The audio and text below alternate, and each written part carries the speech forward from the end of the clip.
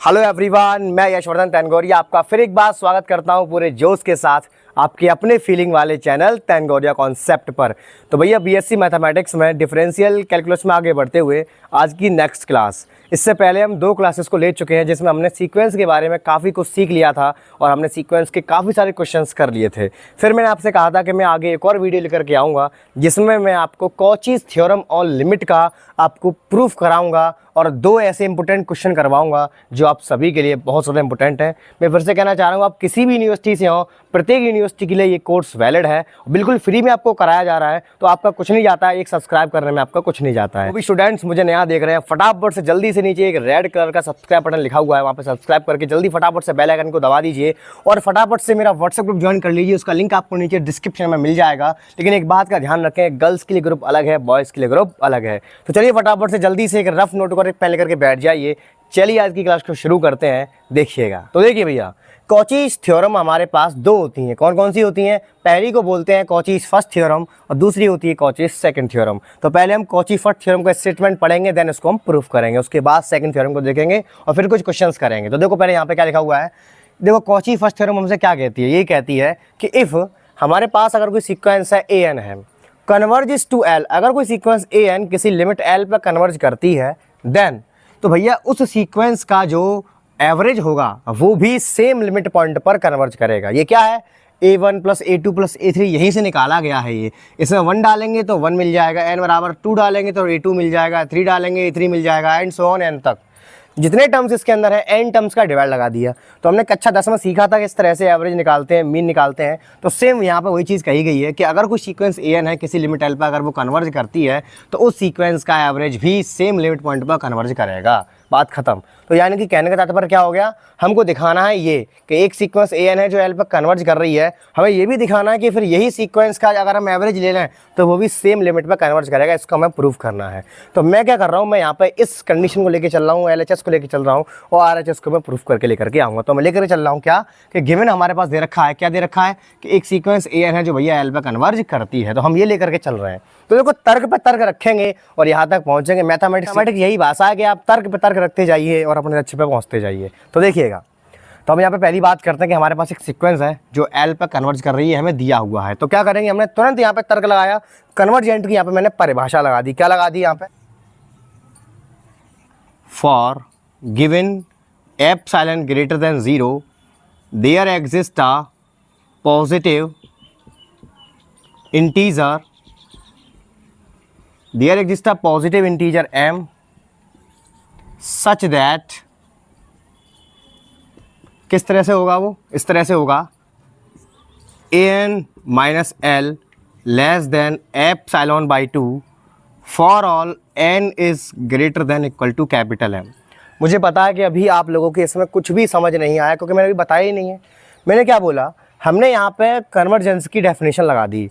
Convergent की definition अगर आपने मेरे पुराने वीडियोस देखे होंगे तो आपको कोई दिक्कत नहीं आएगी। तो अभी आपको एक रफली आइडिया दे देता हूँ।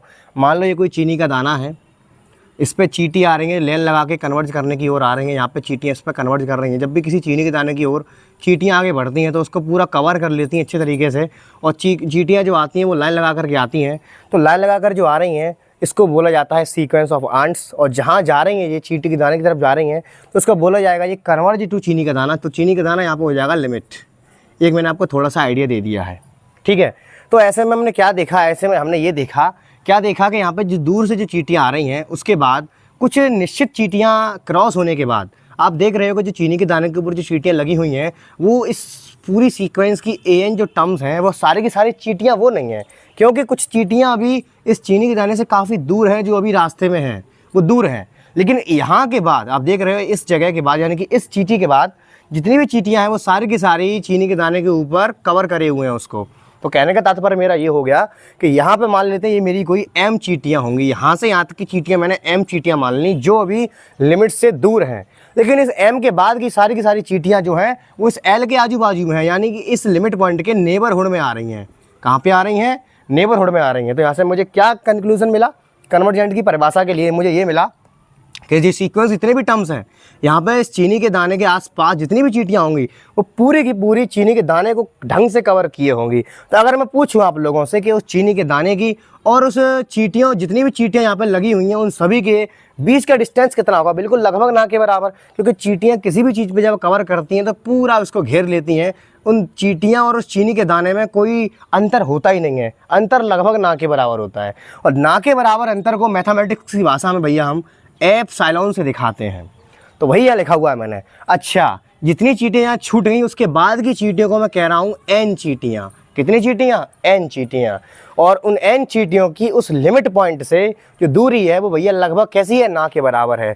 तो मैंने वही परिभाषा यहाँ मैथमेटिकली अप्लाई करी है। क्या करी है कि अगर कोई सीक्वेंस ए एन है किसी लिमिट एल पर कन्वर्ज कर रही है तो यहाँ पर प्रत्येक एप्सिलॉन ग्रेटर देन 0। अब भैया उन चीनी के दाने और चींटी के बीच की दूरी 0 तो नहीं कह सकते हैं, कुछ ना कुछ तो होगी ना, लगभग ना के बराबर, लेकिन 0 तो नहीं होगी ना।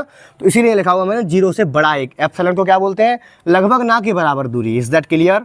देयर एग्जिस्ट, इसको बोलते हैं उल्टे ई को बोलते हैं देयर एग्जिस्ट, माने ऐसा कोई होगा ए पॉजिटिव इंटीजर एम। मैंने बताया था ना एम चींटियाँ वो हो गई, यानी कि ये बाउंडेशन है, यानी कि यहाँ के बाद की सारी चींटियाँ इस लिमिट पॉइंट के एनवीडी में जा रही हैं। यहाँ से पहले की चींटियाँ काफ़ी दूर हैं, ठीक है।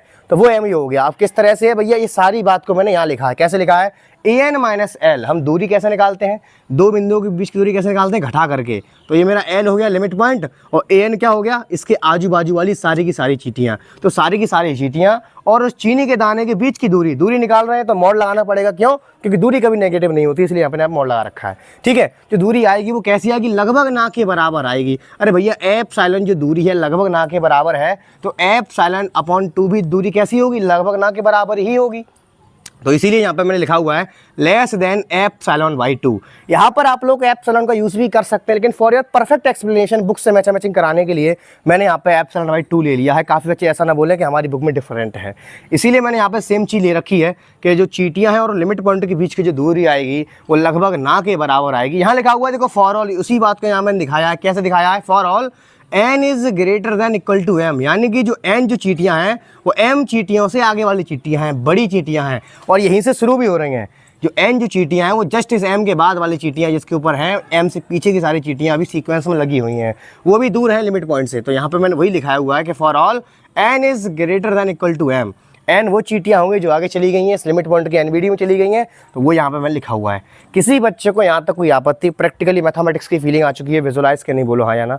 अगर यहाँ तक कहानी क्लियर है तो नीचे कमेंट एक ज़रूर कर जाना। आगे बढ़ते हैं। अच्छा, तो हमने यहाँ पर दिखा दिया कि ये जो सीक्वेंस है मेरी वो कन्वर्जेंट है। पहला तर्क तो ये हो गया, पहला तर्क। अच्छा, दूसरा तर्क क्या है? हमने पढ़ा है कि प्रत्येक कन्वर्जेंट सीक्वेंस बाउंडेड होती है, तो उस तर्क का इस्तेमाल करेंगे। यहाँ पे क्या लिखेंगे? यहाँ पे every convergent sequence is bounded। प्रत्येक कन्वर्जेंट सीक्वेंस बाउंडेड होती है। ये रिजल्ट मैंने आपको इससे पिछली वीडियो में कराया है। फिर से कह रहा हूँ, जो बच्चे मेरे पुराने वीडियोस को नहीं देख रहे हैं वो भैया मैथमेटिक्स को प्रैक्टिकली फील करने से थोड़ा सा वंचित रह जाएंगे, तो कहानी शुरू से देखना, ठीक है। तो यहाँ क्या आएगा? ये अब बाउंडेड कैसे दिखाते हैं? बाउंडेड का मतलब हो गया कि ये सीक्वेंस की जो चींटियाँ हैं या भी एम सीक्वेंस कह सकते हैं, उस सीक्वेंस की वैल्यू इस बाउंड्री से आगे नहीं जाएगी।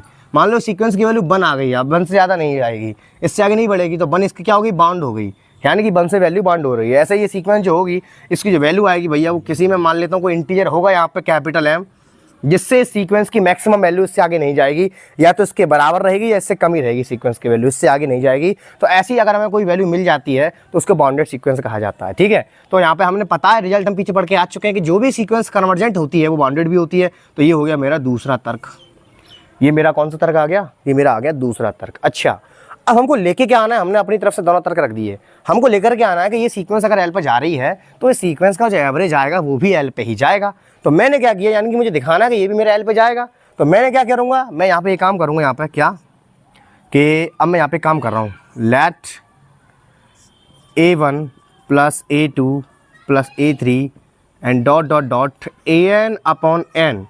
अब ये भी एल पे जाएगा। जब एल पे जाएगा तो इसके अंदर भी सेम कन्वर्जेंट की डेफिनेशन होल्ड होनी चाहिए कि नहीं होनी चाहिए? बोलो होगी। तो मान लो ये भी एल पे जाएगा तो -L और लेस देन एप्सिलॉन बाई 2। ये मुझे दिखाना है, समझो। मैं लेके क्या आना है, मुझे ये लेकर के आना है कि ये चीज़ ऐसे आ गई। अगर ये चीज़ ऐसे आ गई, अगर मैं भी दिखा पाया इसको, जैसे मैंने यहाँ बोला था, ये सीक्वेंस अगर एल पे कन्वर्ज कर रही है तो इस कंडीशन को होल्ड करेगी, ये कन्वर्जेंट की कंडीशन होती है। तो अगर कन्वर्जेंट की कंडीशन इसका एवरेज भी होल्ड कर जाएगा, तुरंत आँख बंद करके कह देंगे कि इसका जो एवरेज आया है वो भी एल पर ही कन्वर्ज कर रहा है। तो मैं क्या करूँगा, मैं इतना हिस्सा लेके चलूँगा माइनस एल करके। बस मैं ये चेक कर रहा हूँ कन्वर्जेंट की परिभाषा लगा करके, क्या सेम लिमिट पॉइंट लिया है मैंने यहाँ पे, बस इसकी जगह पे इसका एवरेज ले लिया है। मैं देखूंगा क्या इसका मॉड लगभग ना के बराबर आएगा, क्योंकि हम किसी एल पर किसी सीक्वेंस को कन्वर्ज कब कहते हैं, जब उसके टर्म्स और उस एल के बीच की दूरी लगभग ना के बराबर आ जाए। तो मैं देखूंगा, मैं ये चेक करके देखूंगा, ये एप्सिलॉन बाई 2 मुझे लेकर के आना है, लेके नहीं चलूंगा, ओनली जस्ट आपको बताने के लिए लिखा हुआ है कि मुझे करना क्या है। हटा दो इसको। मैं ये देखूंगा कि इसका एवरेज है और जो इसके लिमिट पॉइंट के बीच की दूरी है, क्या वो भी लगभग ना के बराबर आएगी, क्योंकि अगर ना के बराबर आ गई तभी तो मैं कह दूंगा कि हाँ ये टर्म्स भी, इसका जो एवरेज आया है वो भी सेम लिमिट पॉइंट पे कन्वर्ज कर रहा है। क्लियर और नॉट? ठीक है, तो मैं इसको लेके चलूंगा। अच्छा, आगे बढ़ो। अब मैंने क्या किया, मैंने इसका एलसीएम ले लिया है ना, एन का अदर मैंने मल्टीप्लाई कर दिया, इतना तो कर सकते हैं मैथमेटिकली। तो a1 plus a2 plus a3 and so on an minus ये कितना हो जाएगा बोलो, nl हो जाएगा। और नीचे कितना आएगा बोलो, नीचे आएगा n। बोलिए यहाँ तक किसी बच्चे को कोई डाउट? अच्छा, अब ये जो nl आया है, थोड़ा सा ना बुद्धि चलाओ, तर्क वितर्क की काम करो। nl को मैं कैसे लिख सकता हूँ बोलो, nl बराबर लिख सकता हूँ minus L minus L minus L and so on minus L. अरे जितने n होंगे उतने माइनस एल हो जाएंगे। अच्छा, अब देखना ज़रा ध्यान से। तो मैंने क्या किया, देखो अब मैंने इस सीक्वेंस को एक एक करके ओपन कर दिया है। अब देखना ध्यान से, मैं क्या करने जा रहा हूँ। मैं क्या करूँगा, अब प्रत्येक टर्म के लिए मैं कन्वर्जेंट की डेफिनेशन को अप्लाई करने जा रहा हूँ। कैसे अप्लाई करने जा रहा हूँ, मैंने अभी आपको बताया कि यहाँ पे जो चीनी के दाने की ओर जितनी भी आसपास जितनी भी चींटियाँ होंगी, उन सभी की जो दूरी होगी वो लगभग उस चीनी के दाने से ना के बराबर होगी ना। तो यहाँ पर मैंने बात करी थी इन सभी की सभी इकट्ठी चींटियों की, तो मैंने लिखा था an। अब मैं प्रत्येक अलग अलग चींटी को पकड़ पकड़ के देखूंगा कि प्रत्येक अलग अलग चींटी की दूरी उस चीनी के दाने से कितनी होगी, तो वो भी लगभग ना के बराबर ही तो आएगी। तो मैं क्या करूंगा, इस एन को ऐसे करके ओपन कर लूंगा और इस प्रत्येक एल को इस प्रत्येक टर्म के साथ लगा के लिखूंगा। देखो कैसे, ये देखो हमें क्या बताएगा। तो मैंने लिखा है इसको a1 minus L plus a2 minus L plus dot dot an minus L, और नीचे कितना आ गया, नीचे भी आ गया l। बोलो यहाँ तक कितने बच्चों को क्रिस्टल क्लैरिटी है? देखो मैंने क्या किया, मैंने आपको जस्ट अभी बताया कि हमने अब ईच एंड एवरी टर्म की मैंने दूरी नापी है, कहाँ से, उस लिमिट पॉइंट से। ठीक है, तो मैं इस चीज़ को ऐसे लिख सकता हूँ, यहाँ पर जितने भी एन एल जो थे ये सारे के सारे एन एल हैं, यानी कि इन प्रत्येक टर्म्स की दूरियाँ हैं ये उस लिमिट पॉइंट से।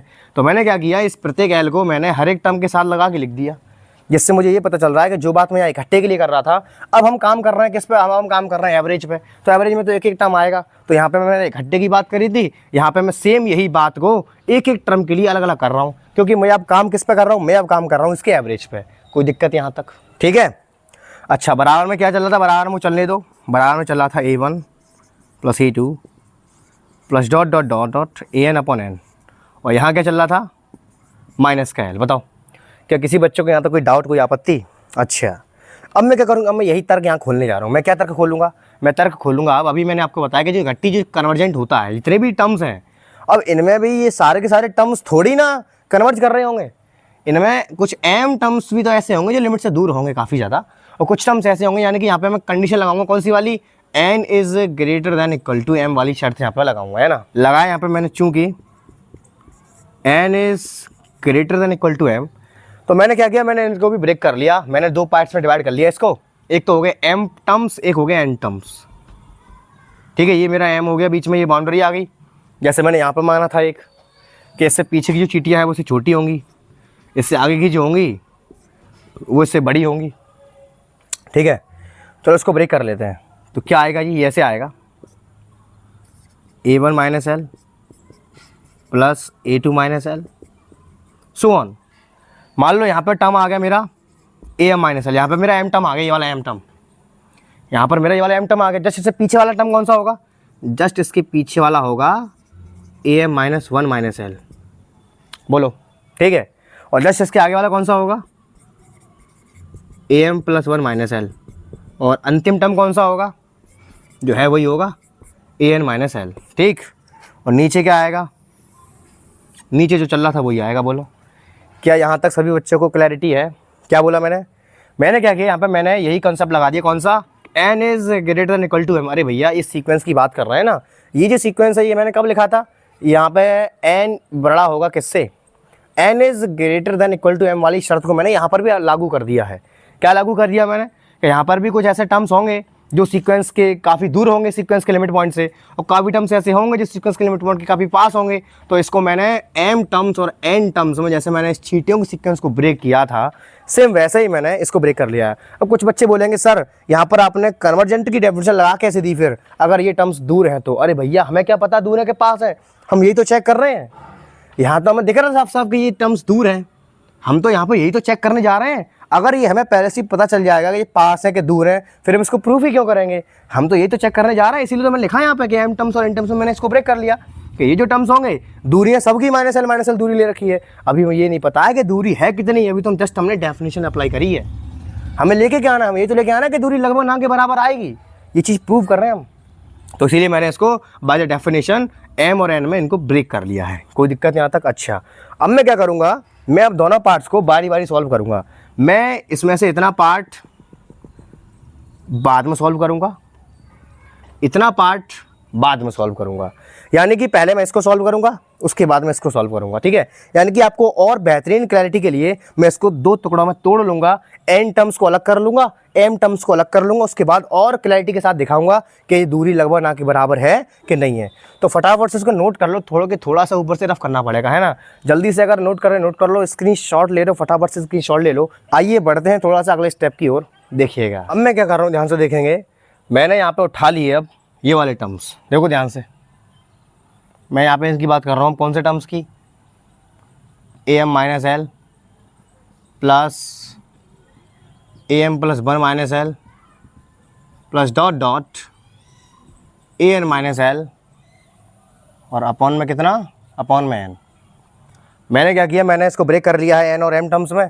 तो मैं अब इतनी टर्म्स की बात कर रहा हूँ, ध्यान से देखेंगे यहाँ पे। अब तो देखो ध्यान से, फिर मैंने यहाँ पे क्या करा, अब देखो ध्यान से। अब am - l है, am + 1 - l है, plus dot dot dot dot an - l है। यहाँ पर मैंने क्या किया, इन सभी के लिए यहाँ पर मैंने कन्वर्जेंस की डेफिनेशन मैंने अलग अलग अप्लाई कर दी। कैसे अप्लाई कर दी? अब देखो हमें साफ साफ दिख रहा है कि ये जो टर्म्स हैं ये मेरे n टर्म्स हैं, और मैंने आपको अभी बताया कि जो n टर्म्स है वो आगे वाले टर्म्स है, और m टर्म्स जो होते हैं आगे वाले, जो n टर्म्स होते हैं वो मेरे लिमिट पॉइंट के आजू बाजू होते हैं। बोलो हाँ या ना? मैंने अभी आपको बताया था कि जो n टर्म्स जो होते हैं वो आजू बाजू होते हैं लिमिट के, है ना। तो मैं क्या करूँगा, आजू बाजू होंगे, इसका मतलब क्या हो गया, इन सभी की जो दूरी होगी वो लगभग ना के बराबर होगी, क्योंकि मैंने इनको n टर्म्स माना है। तो इन सभी की दूरी कैसी होगी? लगभग ना के बराबर। बोलो हाँ या ना? तो वही यहाँ पे करने जा रहा हूँ। तो देखो पहले वाले की दूरी भी ना के बराबर होगी, तो पहले वाले के लिए यहाँ पे क्या आएगा? पहले वाले के लिए यहाँ पे आएगा एप्सिलॉन। दूसरे वाले की भी दूरी ना के बराबर होगी, इसके लिए भी कितना आएगा? एप्सिलॉन। सभी की दूरी ना के बराबर होगी तो डॉट डॉट डॉट डॉट सभी के लिए एप्सिलॉन। और नीचे कितना आएगा? बोलो नीचे आएगा n। और यहाँ पे मॉड लगेगा, यहाँ पे ये मॉड लग गया, और यहाँ पे बराबर नहीं आएगा, यहाँ पे आएगा लेस देन, क्योंकि हम जानते हैं दूरी जो होती है वो लगभग ना के बराबर होती है, तो लेस देन आता है by the definition of conversion, ठीक है। अच्छा, अब ये कितने एप्सिलॉन है यहाँ पे, तो मुझे बता दो। ये जो एप्सिलॉन है इनकी गिनती कितनी है? ये तो बहुत सारे हो गए। अब एप्सिलॉन कितने होंगे? जितने टर्म्स होंगे। अब हमारे पास कितने जो टर्म्स आए हैं, ये कितने टर्म्स हैं? अब चाहिए कैसे निकालेंगे? तो हल निकाल लेंगे। हमारे पास टोटल टर्म्स थे n, ठीक है। n में से यहाँ पे m से शुरुआत हो रही है, यानी कि पीछे कितने छूट गए? पीछे छूट गए m - 1 तक। ध्यान से, हमारे पास जो टर्म्स है टोटल n है, शुरुआत यहाँ पे हमने m से करी है, तो पीछे कितने छूट गए हैं? m - 1। तो ये कितने बचे? टोटल में से जितने छूट गए उतने माइनस कर दो, तो ये मेरे बच्चे कितने? n - m - 1 टर्म्स बच गए। उतने ही एप्सिलॉन हो ये अपॉन में n। बोलो कितने बच्चों को ये चीज़ समझ में आई? जितने टर्म्स मेरे छूट गए हैं तो उतने तो एप्सिलॉन आएंगे। अभी कितने हैं? तो मैंने क्या किया, टोटल टर्म्स में से जितने पीछे छूट गए हैं उतने माइनस कर दिए। m - 1 टर्म पीछे छूट गए हैं उतने माइनस कर दिए। अच्छा, इसको और कैसे लिख सकते हैं? इसको लिख सकते हैं n - m + 1 upon n epsilon. अच्छा, इसको थोड़ा सा और सॉल्व कर लें, n का अलग अलग डिवाइड लगा दो, तो 1 - m + 1 अपॉन n एप्सिलॉन। बोलो यहाँ तक कोई दिक्कत?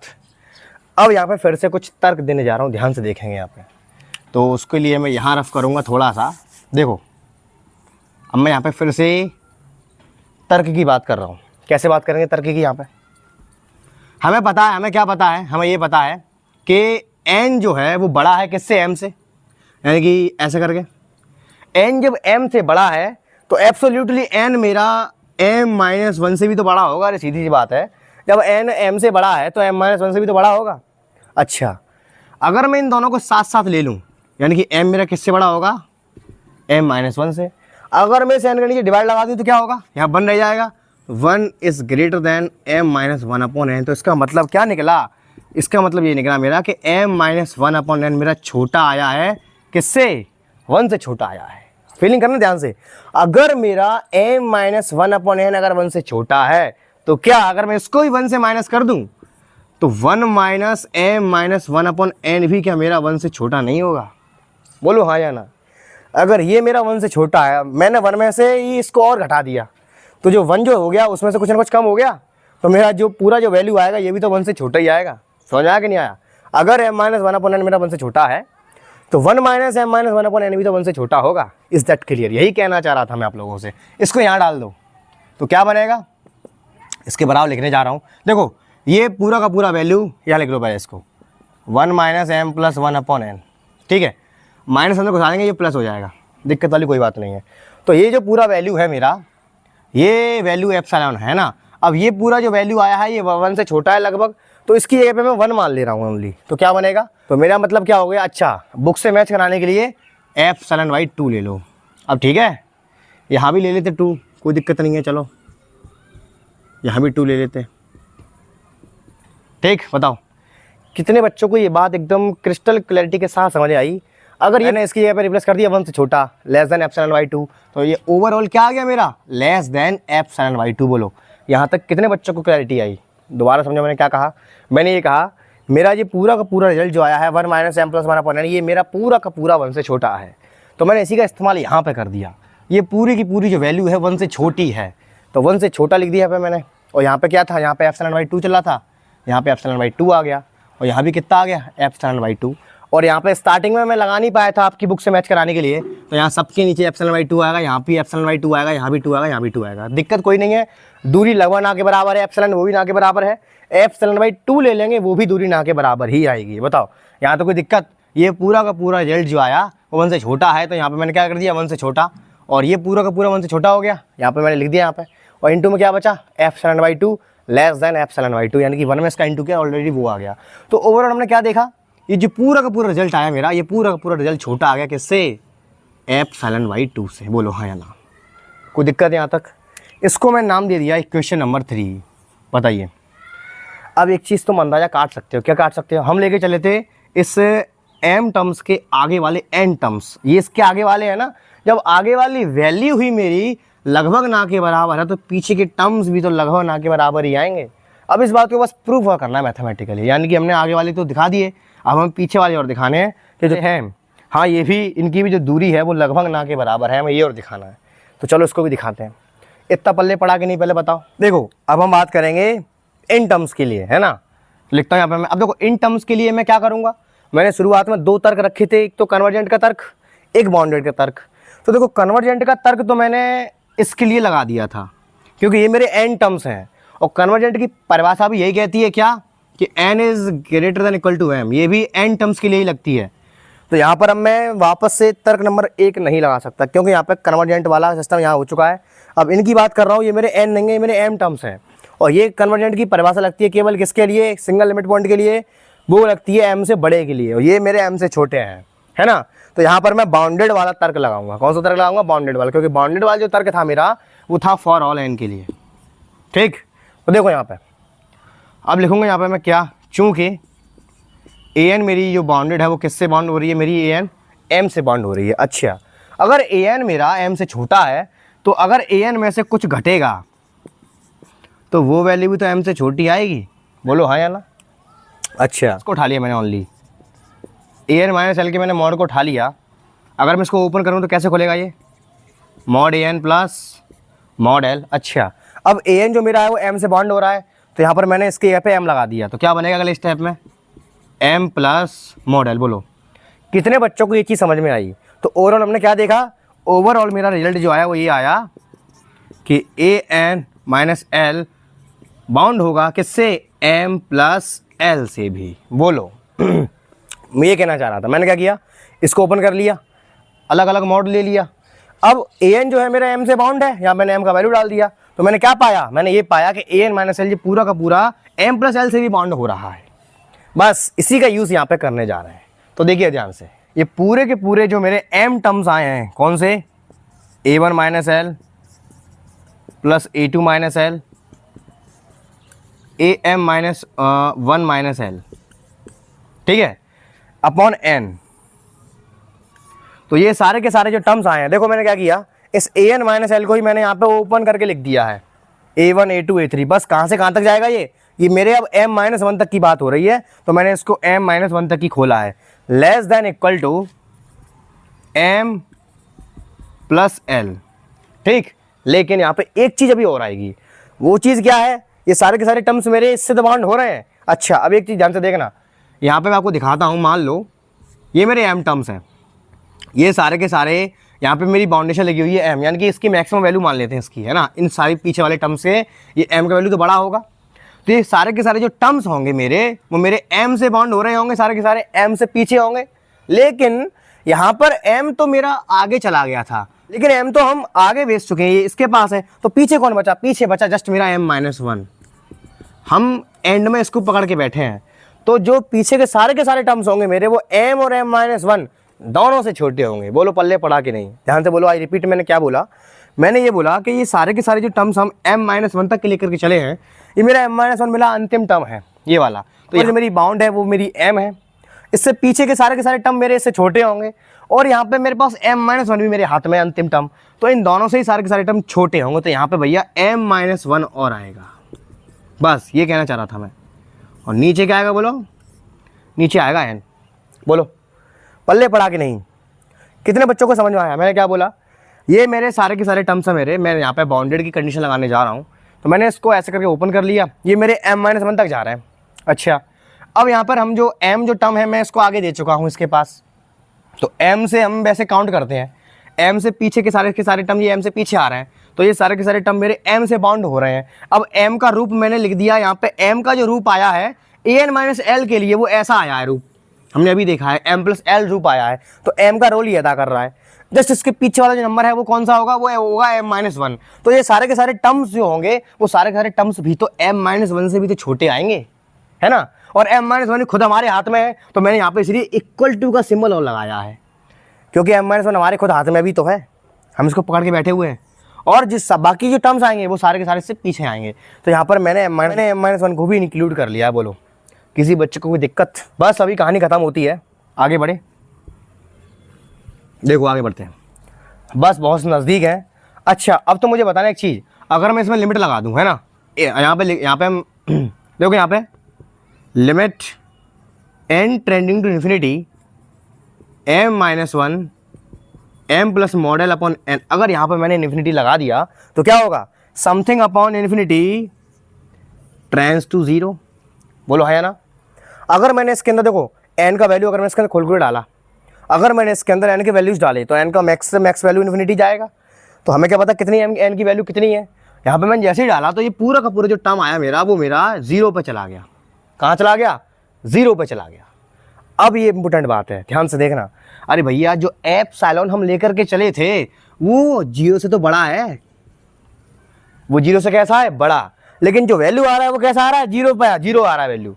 तो इसका मतलब क्या हो गया, ये 0 हो गया मेरा, वो किससे छोटा है, ये 0 मेरा एप्सिलॉन से छोटा है। बोलो है ना, चल पढ़ ले, पढ़ा कि नहीं पढ़ा। बोलो मैंने क्या बोला, ये मेरे सारे के सारे जो टर्म्स आ गए ये मेरे 0 पे जा रहे हैं। अच्छा, अब से 0, कोई चीज़ 0 है, कोई चीज़ अगर 0 है तो क्या वो 1 से छोटी नहीं है, अरे बिल्कुल छोटी है, 1 बड़ा होता है उससे। तो हम यहाँ पे जो एप्सिलॉन लेकर के चले हैं वो 0 से बड़ा है ना, हमने स्टार्टिंग बताया था देयर एग्जिस्ट अ पॉजिटिव 0 से बड़ा एप्सिलॉन। तो ये वैल्यू अगर 0 पे जा रही है, इसका मतलब क्या हो गया, ये वैल्यू मेरी एप्सिलॉन से छोटी है, क्योंकि एप्सिलॉन बेशक कितना भी छोटा हो लेकिन 0 तो नहीं है ना वो। लेकिन ये 0 आ गया तो ये मेरा एप्सिलॉन से भी छोटा है, ये पूरा का पूरा रिजल्ट मेरा एप्सिलॉन से भी छोटा है, क्योंकि यहाँ पे डिपेंड कर रहा है, n पे डिपेंड कर रहा है, बाकी सारी चीज़ें तो कांस्टेंट रहेंगी। जैसे जैसे हम सीक्वेंस के टर्म्स को आगे बढ़ाएंगे नीचे n का वैल्यू बढ़ता जाएगा, और बढ़ते बढ़ते बढ़ते बढ़ते इन्फिनिटी पहुंचेगा तो ये 0 पे पहुंचेगा। तो यानी कि ये पूरा का पूरा रिजल्ट मेरा रहेगा वो 0 पे जा रहा है। 0 पे जाने का मतलब क्या हो गया, ये मेरा एप्सिलॉन से छोटा रहेगा हमेशा, क्योंकि एप्सिलॉन 0 नहीं है, 0 से थोड़ा बड़ा है। लेकिन ये तो 0 आ गया, तो ये पूरा का पूरा रिजल्ट मेरा एप्सिलॉन से छोटा रहेगा। तो यहाँ पर मैं इसी का यूज़ करने जा रहा हूँ। तो लिखेंगे यहाँ पे इम्प्लाइज दैट, क्या लिखेंगे यहाँ पे, m plus model m-1/n less than epsilon. फिर से आप कहोगे सर आपने एप्सिलॉन/2 क्यों ले लिया? अरे फॉर योर बुक से मैचिंग एप्सिलॉन भी ले लो चाहे ले लो, दोनों बात बराबर है, दोनों दूरी लगभग ना के बराबर है, लेकिन 0 नहीं है, ठीक है। तो for all n is greater than equal to m। अब इसको, अब देखो ये पूरा का पूरा टर्म मेरा एप्सिलॉन/2 से, अब देखो ये पूरा का पूरा टर्म मेरा एप्सिलॉन/2 से छोटा हो गया। इसका मतलब क्या हो गया, ये पूरे के पूरे सारे के सारे टर्म्स मेरे कैसे हो गए, एप्सिलॉन/2 से छोटे। क्यों? क्योंकि ये सारे इससे छोटे हैं, ये एप्सिलॉन/2 से छोटा है, तो सारे के सारे किससे छोटे हो गए, ये एप्सिलॉन/2 से छोटे हो गए। इसका मतलब क्या हो गया, इसका मतलब हो गया क्या, a1 minus L plus a2 minus L am-1 minus L upon n छोटा हो गया किससे, एप्सिलॉन/2 से। बोलो पल्ले पड़ा कि नहीं? इसको मान लेते हैं क्वेश्चन नंबर 4। अब देखो 3 तो यहाँ पे मैंने मानी थी, 4 ये हो गई, दोनों को ऐड करेंगे तो वापस से ये सारी की सारी टर्म्स इकट्ठी आ जाएंगी, लेकिन एंड में क्या बचेगा, एंड में बचेगा बता रहा हूँ, इनको जोड़ेंगे इकट्ठा तो क्या बनेगा, a1 minus L a2 minus L and so on, यहीं पे m भी आ जाएगा, am-1 minus L plus and में कहाँ तक जाएगा, ये an माइनस एल तक जाएगा, नीचे क्या आएगा, नीचे n आएगा। ये जो पूरा का पूरा रिजल्ट आ गया, मैं इसको ऐड करने जा रहा हूँ, ठीक है। बाई एडिंग 3 और 4 तो क्या होगा, लेस देन। अब वो रिजल्ट था वो भी मेरा एप्सिलॉन/2 से छोटा था, तो एक तो एप्सिलॉन/2 उसका, एक इसका, एप्सिलॉन/2 और एप्सिलॉन/2 मिलके क्या हो गया, एप्सिलॉन बन गया, आधा आधा एक हो गया। तो यही तो हमें चाहिए था, बस अपना आंसर आ चुका है। बारिश तेज हो गई है, आपको दिख नहीं रहा होगा, ये बूंद गिर रही है, हम लोग छत पे वीडियो बना रहे हैं हम लोग। मैं 2-3 दिन से तभी तो आपकी क्लास नहीं ले पा रहा, क्योंकि हमारे पास सेटअप नहीं है कोई, सब कुछ खुलाया भी दिखाऊंगा आप लोगों को। बारिश पड़ रही है, पूरा भीगा हुआ खा भी दिखाऊंगा वीडियो के एंड में, ठीक है।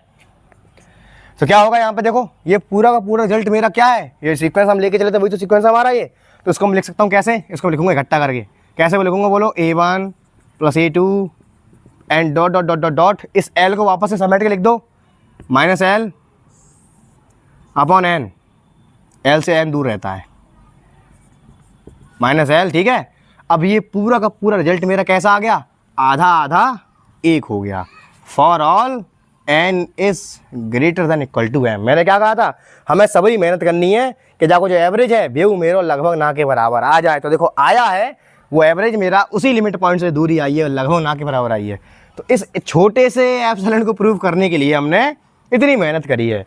तो आई होप आप सभी के समझ में आ चुका होगा। तो आप लिखेंगे आप बस हो गया, हमको ये तो प्रूव करना था, बस हो गया काम कहानी। अच्छा ये पल्ले पड़ा, अरे भैया इन दोनों को ऐड कर देंगे, इसके एल को वापस से दूर कर देंगे तो वापस ये रिजल्ट ऐसा आ जाएगा, ठीक। तो लिखेंगे यहाँ पे क्या, हैंस प्रूव्ड।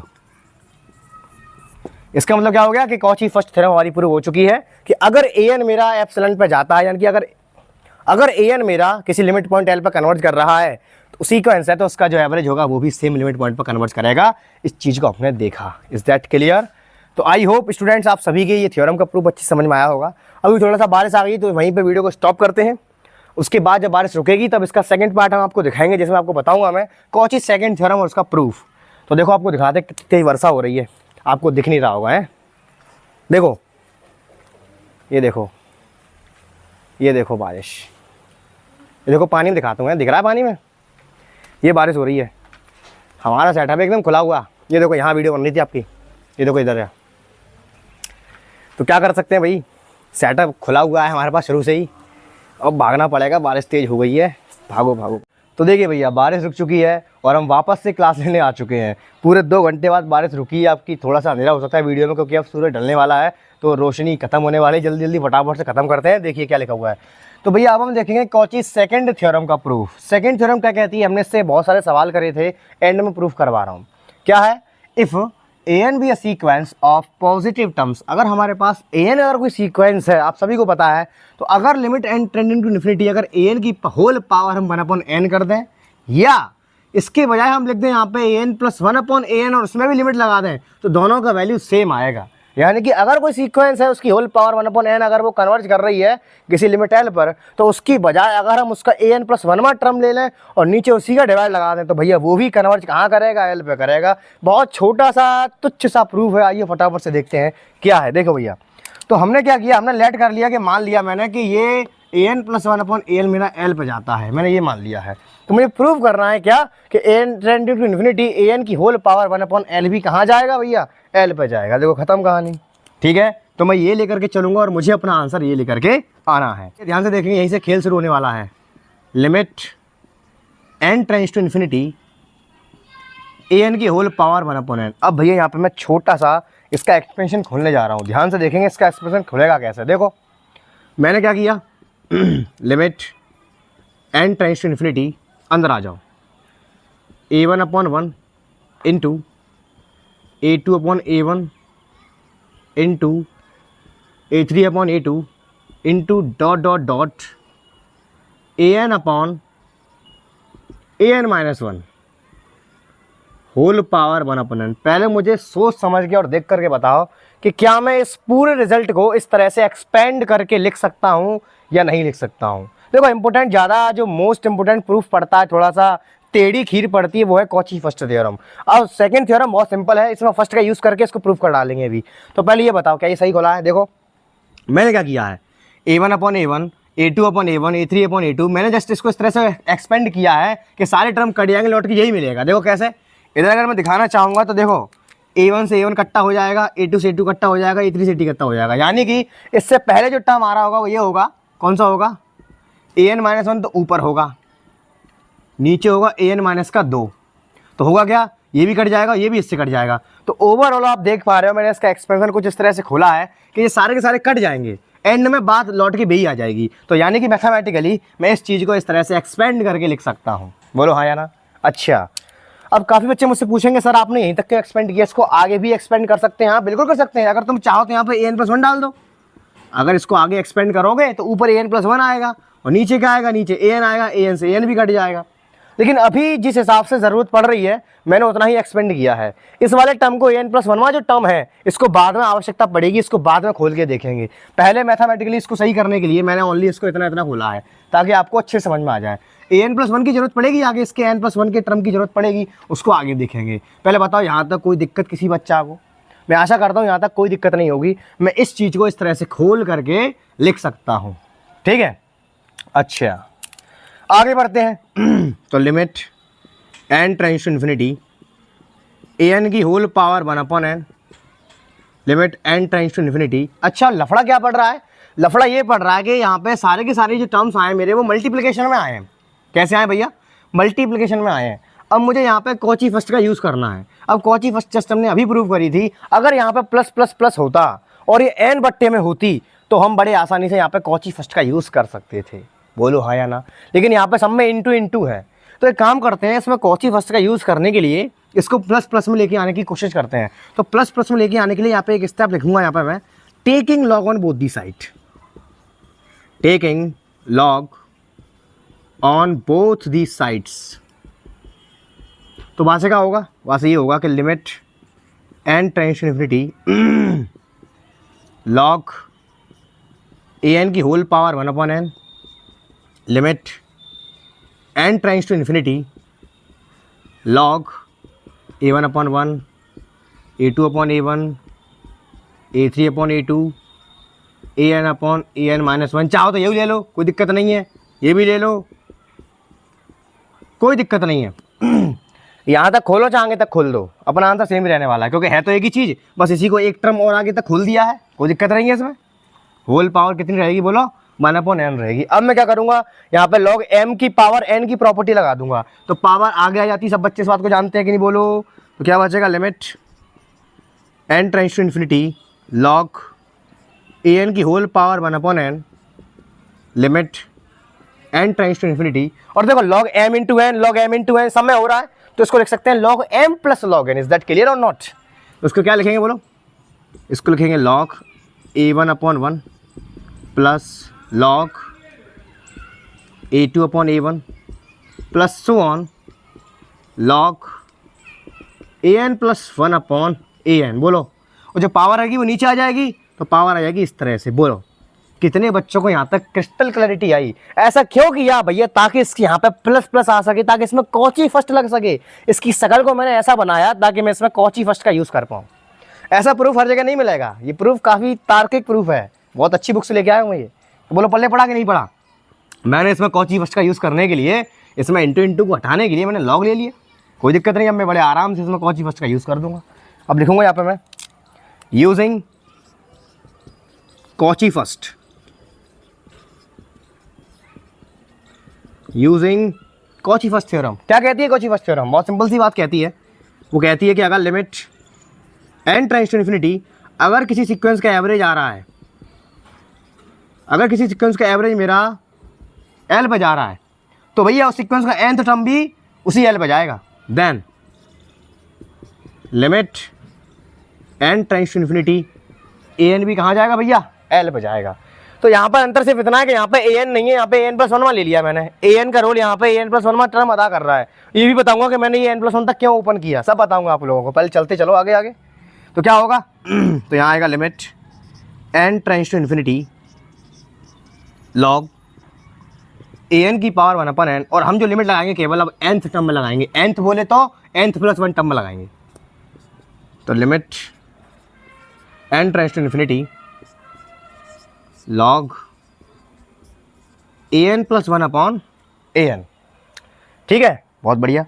अब क्या किया देखो, दोनों तरफ एंटी लॉग ले लेंगे तो लॉग से लॉग उड़ जाएगा, लॉग की कहानी खत्म हो गई और जो हमें चाहिए था मिल गया। देखो आ गया अपना answer, limit n tends to infinity, ठीक है, an की होल पावर 1/n बराबर limit n tends to infinity an+1/an। अब ये हम लेट करके चले थे, ये मेरा कहाँ जा रहा था? n पे जा रहा था, तो मुझे दिखाना था कि ये भी l पे जाएगा। तो लो ये तो l पे जा ही रहा है ऑलरेडी, तो ये कहाँ जा रहा है? l पे, और ये रिजल्ट इसके बराबर है, तो ये भी कहाँ जाएगा भैया? l पे जाएगा। खत्म कहानी, हो गया प्रूफ।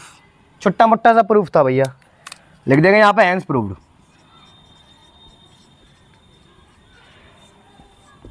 बोलो कोई दिक्कत? अच्छा, अब रट्टा पड़ता है यहाँ पे, सर आपने an+1 तक क्यों खोला? देखो मैं बता रहा हूँ, यहाँ पर हमने इसलिए खोला क्योंकि हमें लेके क्या आना है, हमें रिजल्ट चाहिए था यहाँ पे an+1/an। मुझे साफ साफ यहीं पे दिख गया कि अगर मैं इसको इतना ही रखूँगा तो भी आंसर सही आएगा, आंसर तो अपने तब भी सही आएगा, लेकिन फिर आपका मैचिंग नहीं होगा बुक से, तो आप बोलोगे सर आपने गलत करा दिया है, इसीलिए an+1 टर्म मैंने और खोला है।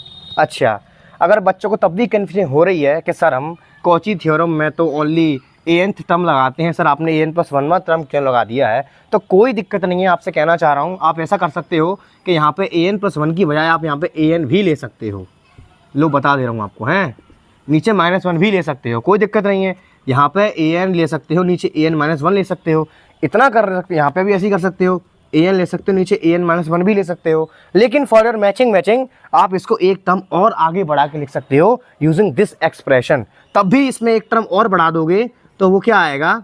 Limit n tends to infinity an+1/an ही आएगा, और तब भी भैया वो l पे ही जाएगा। बोलो किसी बच्चे को कोई दिक्कत, किसी को कोई डाउट, कोई परेशानी? बोलिए बोलो भैया कोई दिक्कत? ठीक है भैया, पल्ले पड़ी कहानी, दोनों ही बातें सेम है, दोनों ही बातें सेम है। और इसको हम फिजिकली भी समझ सकते हैं कि कोई टर्म है अगर तुम्हारे पास, अगर मान लो सीक्वेंस के पास n टर्म उसका अप्रोच कर रहा है इन्फिनिटी पे, या n टर्म उसका अप्रोच कर रहा है 0 पे, तो जस्ट उसके जस्ट पीछे वाला जो टर्म होगा n-1 भैया वो भी तो कहाँ अप्रोच करेगा? वो भी तो 0 पे अप्रोच करेगा। तो इस तरह से मैंने यहाँ पे छोटा सा तर्क लगा दिया आप लोगों के आगे, बस मैंने एक टर्म और आगे बढ़ा दिया, कोई दिक्कत वाली बात नहीं है। बताओ, आई होप, मैं आशा करता हूँ कि कॉची सेकंड थ्योरम चुटकियों में पानी की तरह से आपके ब्लड में घुल चुकी होगी। अब बढ़ते हैं फटाफट से 2 करण अर्जुन की तरफ और जल्दी से इस वीडियो को ख़त्म करते हैं। देखिएगा ये आज की वीडियो का समापन, आज के तगड़े से सवाल के साथ चलिए फटाफट से पूरे रफ्तार से इसको सॉल्व करते हैं। क्या लिखा हुआ है यहाँ पे कि फॉर ऑल n, हमारे पास एक सीक्वेंस है जो 0 से बड़ी है सभी n के लिए, और limit n tends to infinity an पर वैल्यू l पर जा रही है, तो मैं प्रूफ करना है कि इसकी होल पावर ... 1/n भी l पर जाएगी। अरे सेम अभी तुम्हें प्रूफ कराया है, उसी पर बेस इसका सॉल्यूशन आएगा। चलिए पहले फर्स्ट पार्ट से निपटते हैं, सॉल्यूशन। तो पहले मैं बात करता हूँ केस 1 की।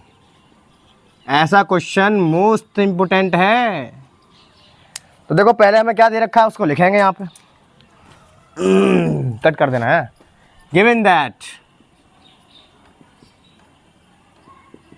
हमको दिया है limit N tends to infinity, a n मेरा एल पे जाता है, ठीक है। वी हैव टू प्रूव, मैं क्या कर रहा हूँ, इस रिजल्ट को मैं ए के बराबर मान ले रहा हूँ। Limit N tends to infinity A1 A2 A3 AN की होल पावर 1/n मुझे प्रूव करना है कि ये एल पे जाता है। तो मैं अभी एल नहीं लिखूंगा बराबर, क्योंकि यही तो मुझे लेके आना है कि ये एल पे जाएगा, ठीक है। मैंने ये लेट कर लिया कि ये मेरा एल पे जा रहा है, चलो अच्छी बात है। अब एक काम करते हैं, देखो साफ साफ दिख रहा है मुझे यहाँ पे इंटू इंटू चल रहा है, जैसे जस्ट मैंने अभी लगाया था कॉची फर्स्ट का यूज़ करना पड़ेगा मुझे, लेकिन उसके लिए यहाँ प्लस चाहिए होता है, तो लॉग लेना पड़ेगा भैया, लॉग लेना पड़ेगा। Taking log on both these sides, तो बड़े प्यार से log लेंगे इसका।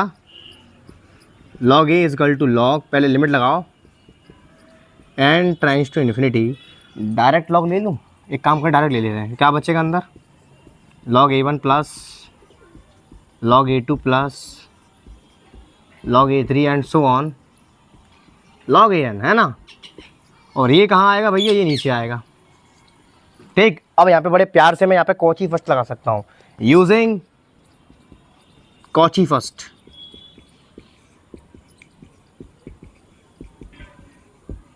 लगाएं, लगा दो, क्या आएगा। अब कॉची की थ्योरम क्या कहती है, ये सारा का कुछ नहीं आएगा, सीधे एन टर्म उठा लो, limit N tends to infinity, इसको उठा लो यहाँ से, log n, ठीक है। अच्छा, बहुत अच्छी बात है।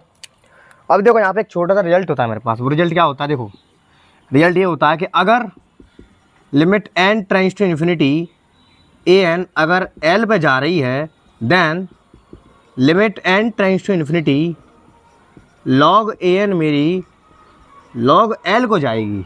किसको जाएगी भैया, log l को जाएगी। तो सेम कंडीशन यहाँ बन रही, तो ये log l को जाएगी, तो इम्प्लाइज दैट log a बराबर log l, इससे ये इकट्ठा हो गया। तो यहाँ से हमको कहाँ मिला, यहाँ से हमको मिल गया a बराबर l, होगी खत्म कहानी। a क्या था, a ये था मेरा, l क्या था, l मेरा ये था, दोनों टर्म बराबर आ गए, खत्म कहानी। ये तो प्रूव करके लाना था, बस हैंस प्रूव्ड। लिखेंगे यहाँ पे क्या, तो इम्प्लाइज दैट, क्या लिखेंगे यहाँ पे कि limit n tends to infinity, बस कान घुमा के पकड़ना, कुछ नहीं है। an बराबर limit n tends to infinity a1 a2 an की होल पावर 1/n भी कहाँ पर जाती है, l पर जाती है। हो गया प्रूफ, नेक्स्ट प्रूफ था हैंस प्रूफ। बताओ कोई दिक्कत है, नेक्स्ट चीज़ दिक्कत नहीं आई, बहुत सिंपल चीज़ है, इसको लेके चले, ये लेके आ गए।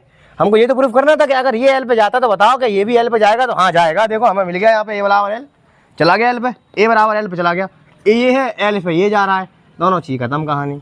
ए बराबर एल पे आ गया, यानी कि ए क्या माना था, ये एल पे जा रहा है, ये तो ऑलरेडी जा ही रहा था, तो यानी कि ये दोनों के दोनों कहाँ जा रहे हैं भैया, एल पे जा रहे हैं, खत्म कहानी।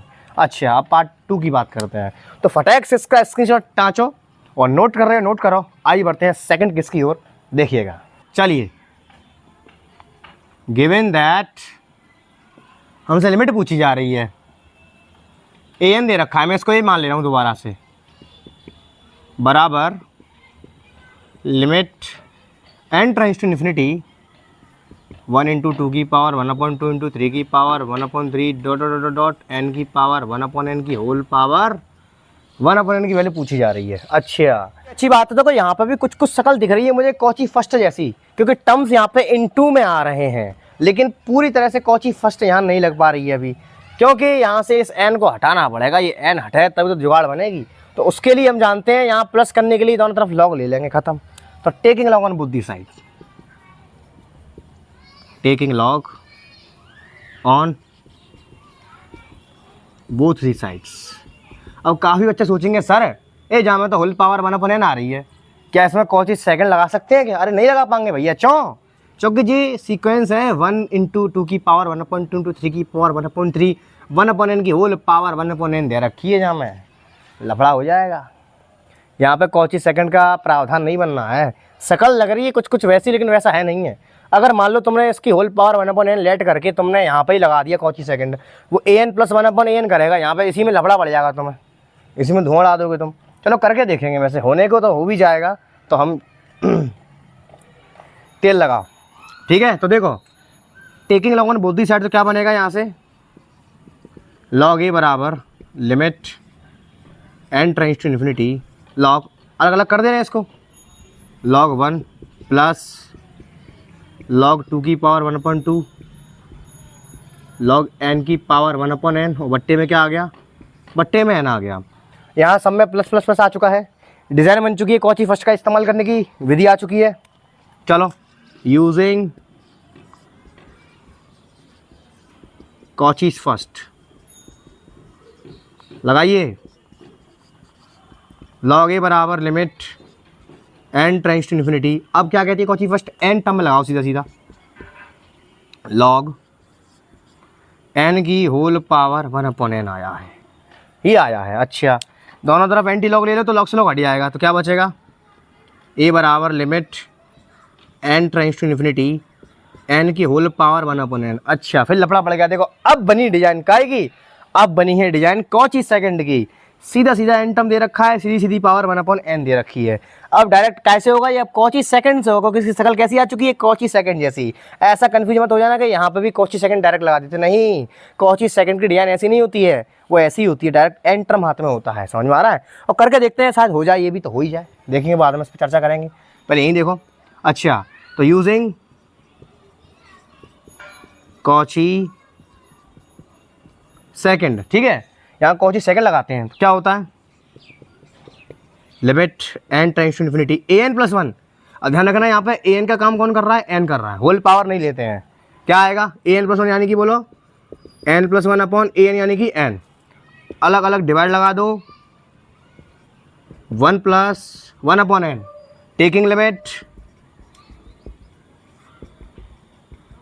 क्या आएगा, देखो ये तो जीरो हो जाएगा, समथिंग अपॉन इन्फिनिटी जीरो आ जाएगा, तो ओवरऑल आंसर 1 आ जाएगा, खत्म कहानी। तो भैया इसकी लिमिट 1 आएगी, खत्म हो गया क्वेश्चन। बताइए कोई दिक्कत है यहाँ तक, दैट क्लियर? तो ये क्वेश्चन मेरा ऐसा ही होगा, यहाँ डायरेक्ट तुमने अगर कॉची सेकंड लगा दी जल्दी जल्दी में तो गड़बड़ा जाएगी कहानी, यहाँ पे लग नहीं पाएगी, इसको तुम सॉल्व भी नहीं कर पाओगे, कब तक दिक्कत हो जाएगी कहानी में, इसको तुम सॉल्व भी नहीं कर पाओगे, दिक्कत हो जाएगी। तो इसी के साथ आज का क्रियाकलाप यहीं पे करते हैं समाप्त। तो मैं पूरी आशा करता हूँ कि आप लोगों को दिल से फीलिंग आई होगी, मेरे द्वारा कह रहा है कि सवाल और मेरे द्वारा समझाई थ्योरम्स, ब्लड में कॉन्सेप्ट रिजॉल्व हुआ होगा। अगर इतनी सी भी मज़ा आया हो वीडियो के अंदर तो एक कमेंट जरूर छाप के जाना, शेयर करो मत करो, सब्सक्राइब करो मत करो, एक कमेंट मुझे चाहिए, बस एक छोटा सा कमेंट मेरे लिए इतने बड़े मोटिवेशन का काम करता है। तो इसी के साथ मैं यशवर्धन तैनगोरिया लेता हूँ आपसे विदा, मिलते हैं अगले ज़ोरदार वीडियो में धमाकेदार कॉन्सेप्ट के साथ। और हाँ एक और बात, अगर शेर और शायरी की शौकीन हो तो इंस्टाग्राम पर मैंने बेहतरीन से बेहतरीन पोइट्री और शायरियाँ डाल रखी हैं, तो मुझे फॉलो कर लेना, उसका लिंक नीचे आपको डिस्क्रिप्शन में और कमेंट बॉक्स में मिल जाएगा। इसी के साथ सी यू टुमारो के बाय एंड टेक केयर।